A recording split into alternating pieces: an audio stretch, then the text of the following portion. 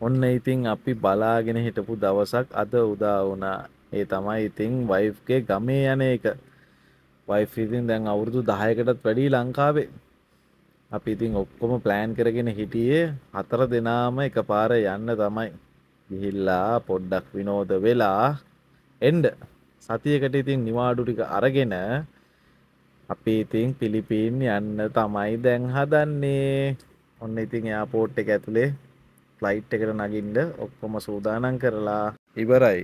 අපි නම් තෝරගත්ත ඉතින් එයා ඒෂියා එක මොකද ඒක තමයි එතකොට තිබ්බ අඩුම ටිකට් එක තිබ්බ ෆ්ලයිට් එක. මේකත් ඉතින් වරදක් නෑ සර්විස් එකත් හොඳයි. මොකද තුන් දෙනෙක්ටම ටිකට් ගන්න එපා. අපේ පොඩ්ඩට ටිකට් ගන්න ඕනේ නෑ කිව්වනේ අවුරුදු දෙකක් යනකම්. එයාට තාත්තගේ හරි අම්මගේ හරි පාස්පෝර්ට් එකෙන් යන්න පුළුවන් අවුරුදු දෙකක් යනකම්.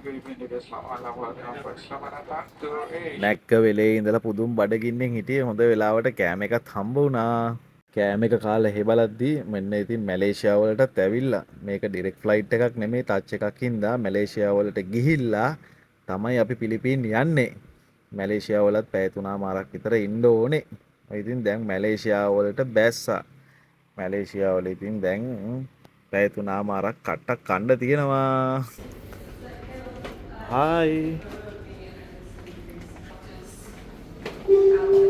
මේ මැලේසියන් එයාපෝට් එකත් හරි විශාල එයාපෝට් එකක්. ඒ වගේම ලස්සනයි ඕගනයිස් කරලා තිබ්බ ලස්සනටම. ක්ලීනින් අතින් නම් හොඳටම තිබ්බ මැලේසියා එක. ඉතින් ඔන්න ඉතින් අපි උදේ පාන්දර බ්‍රෙක්ෆාස්ට් එක ගත්තා. මැක්ඩොනල්ඩ් එක ඉතින් මතක් වුණා ටක් ගාලා ඉතින් මැක්ඩොනල්ඩ් එකට ගිහිල්ලා අපි බ්‍රෙක්ෆාස්ට් මීල් එකක් අරගෙන මොකද ලංකාවේ ඉතින් අපිට මැක්ඩොනල්ඩ් නෑනේ දැන්.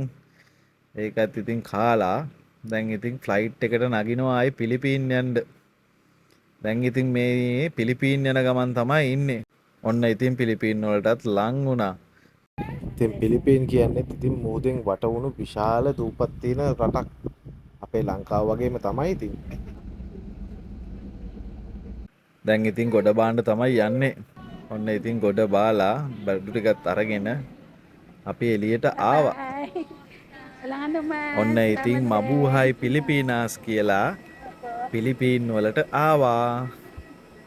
The stroller. Nandun na? අපි එනකොට නම් ඉතින් කාලගුණේ වැහිබර තත්වයක් තමයි තිබ්බේ. Siya na. Dala ano. අමතක වුණානේ කියන්නේ ගොඩ බාන්න See the ලං වෙනකොට පොඩි airplane. කුණාටුවකටත් ෆ්ලයිට් එක හවු වුණා. We didn't saw the airplane. Huh? ඉතින් නෝනට නම් හරි සතුටුයි ඉතින් ඔක්කොමත් එක්ක එන්න ලැබිච්ච එක ගැන. ඒ ඔක්කොම මැද්දේ ඉතින් ෆොටෝ දෙක තුනක් ගහන්නත් අමතක කරේ නෑ. ඉතින් මේ තියෙන්නේ පිලිපින් එයාපෝට් එක.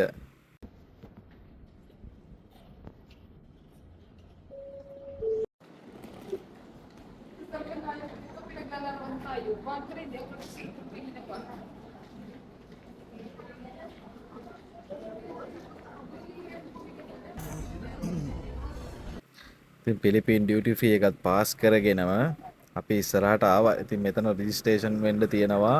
අපි වෙනම ඇප් එකක් තියෙනවා ඩවුන්ලෝඩ් කරලා ඉවරලා ඇප් එක ෆිල් කරන්න ඕනේ රටට ඇතුළත් වෙනකොට.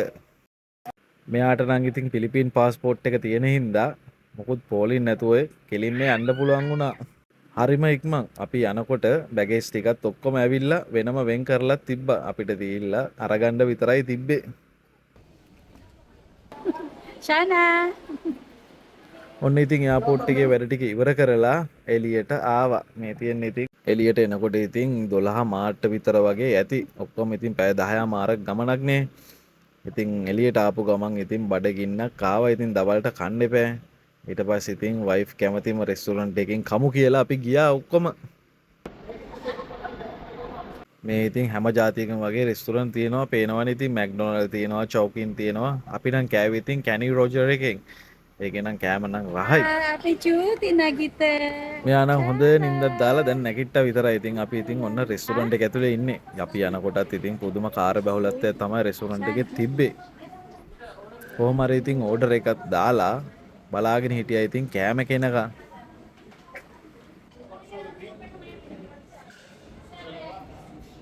ඔන්න ඉතින් ඕඩර් කරපු කෑම එකත් ආවා. නෝනා නම් හිටියේ පුදුම ආසාවෙන් මොකද මේ කෑම ඉතින් ලංකාවේ කන්න නෑනේ. මේ වගේ අය පිලිපින් වලටම එන්න එපා ඉතින් කන්න. ඉතින් ඔන්න ඔහම තමයි සංචාරයේ ගෙවුනේ. එහෙනම් සුබ දවසක් ආයෙ හම්බ වෙමු.